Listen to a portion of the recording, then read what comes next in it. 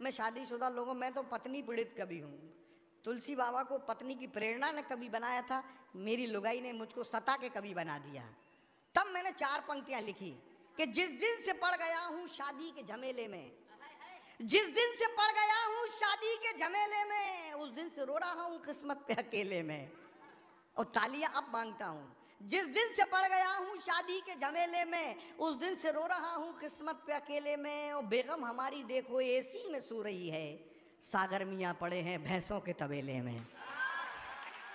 अच्छा, मेरी पत्नी मुझसे लड़ गई, राव साहब, वो मेरी पत्नी मुझसे कहती है कि तुम मेरे ऊपर इतना काबिल लिखते हो, कभी मेरे परिवार पे भी लिखा करो। तो मैंने 4 पंक्तियां मेरी सास पे लिख दी।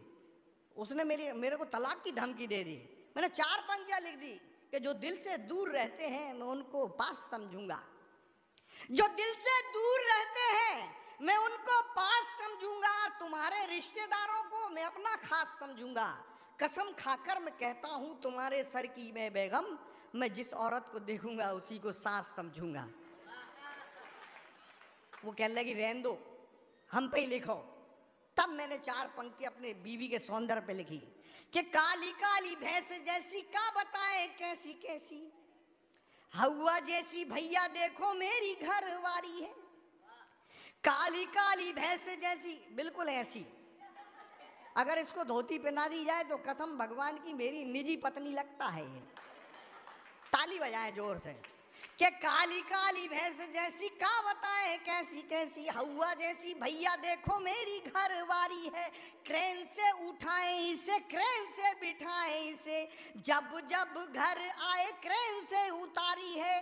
10 गज का है लहंगा, 20 गज की है साड़ी, बड़ी मुश्किल से ये कपड़ों में डारी है। ओ सारी बीच नारी है के नारी बीच सारी है, जा सारी ही की नारी है के नारी ही की सारी है।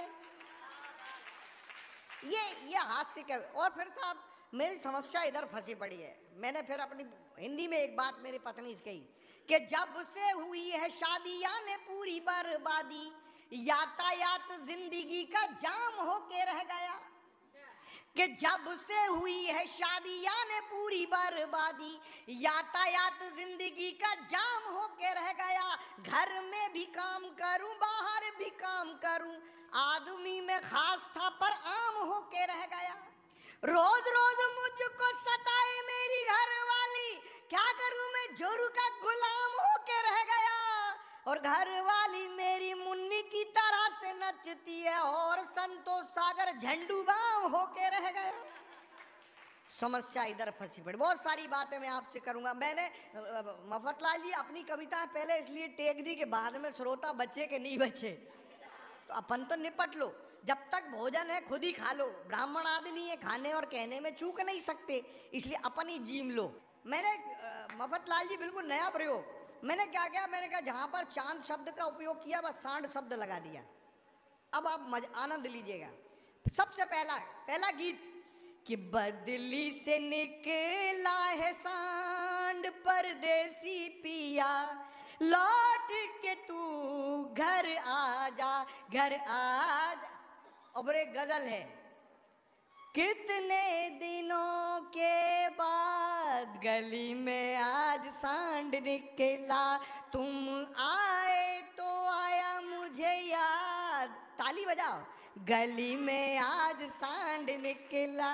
और वो ये गाना बफत भाई बहुत फेमस हुआ, सांड आहें भरेगा, सांड आहें भरेगा, लोग दिल थाम लेंगे, सांड आहें भरेगा, लोग दिल थाम लेंगे।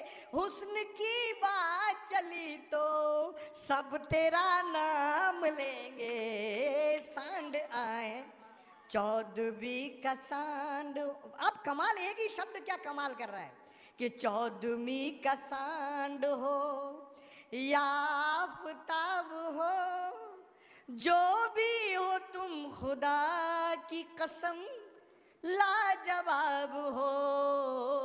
मैं एक गजल के 2-3 शेर सुनाता हूँ। पाकिस्तान के वो मफत भाई पाकिस्तान के लिए मैंने 2-3 शेर कहे हैं, उनको सुनाने के बाद मैं उनको फिर बुलाता हूँ। वो उनको यूं कहा कि इधर धीरे धीरे उधर धीरे धीरे,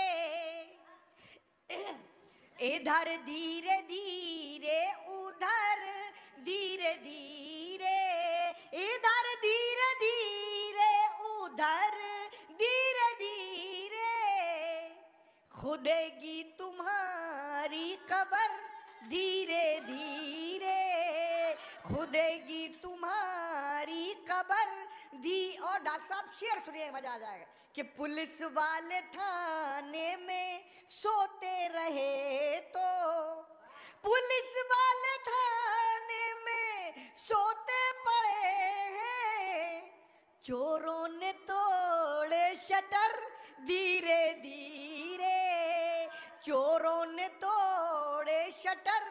और एक व्यक्तिगत शेर सुनाता हूं कि अगर उनकी एक तो साहब ये एक हमारे लिए बड़ा मुसीबत का त्यौहार आ गया करवा चौथ, हर साल मुसीबत लेके आता है। मेरी पत्नी अभी पिछले बार आई करवा चौथ पे कि प्रिय मेरे को सोने का हार दिला दो।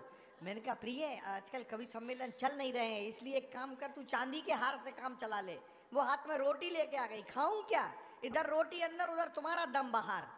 तब मैंने शेर कहा कि अगर उनकी मांगे जो पूरी न होंगी, अगर उनकी मांगे जो पूरी न होंगी, तो बीबी करेगी मर्डर धीरे धीरे, तो बीबी करेगी मर्डर। और साहब भगवान ने मेरे से एक बार पूछा कि तुम जीवन में क्या बनना चाहते हो?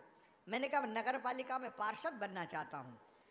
मफत लाली, मैंने भगवान ने मुझसे कहा एक काम करो बेटा, हम तुम्हें वरदान दे रहे हैं, तुम्हारे आधे पाप है आधे पुण्य है, एक श्राप लगेगा एक वरदान बनेगा। तो हमने कहा एक काम करो हमें वरदान ही दे दो। कहले क्या बनना चाहते हो? मैंने कहा मैं सांसद बनना चाहता हूँ। उन्होंने कहा ठीक जाओ सांसद बनोगे। फिर उन्होंने कहा साहब अब मैं जब जाने लगा, उन्होंने कहा ये श्राप कौन लेके, तुम्हारा बाप जाएगा? उन्हें मुझे फिर श्राप भी दिया, कहले जाओ बेटा तुम जब सांसद बनोगे ना तब प्रधानमंत्री राहुल गांधी बनेंगे। तब ये शेर हुआ, तब ये शेर पड़ा मैंने, ये पार्षद बना कि मेरा घर। और अब मैं आपको विश्वास नहीं बना, मैंने हमारे एक मित्र है डॉक्टर साहब, वो नगरपालिका अध्यक्ष का टिकट मुझे मिल रहा था, सौभाग्य से मिल रहा था, दुर्भाग्य से कट गया। लेकिन जो मेरी जगह नगरपालिका अध्यक्ष बने, मैंने उनको फोन लगाया, मैंने कहा भाई साहब क्या हाल है? कह लगे यार संतोष मैं तो फंस गया। मैंने कहा क्यों? कह लगे लोग रात को 12 बजे मुझे फोन लगा के कहते यार संतोष भाई मेरी नल्ली चौक हो गई है। तो फिर मैंने कहा मैं क्या करूं? अरे कह लगे भाई साहब जरा समूह चला दो नल्ली साफ हो जाएगी, समस्या इधर फंसी पड़ी है। तब मैंने लिखा कि हम बीबी करेगी मर्डर धीरे धीरे, मेरा घर तो बदबू से महका हुआ है, मेरा घर तो बदबू। आओ मेरी अर्थी के फूल, आ जाओ, आ जाओ।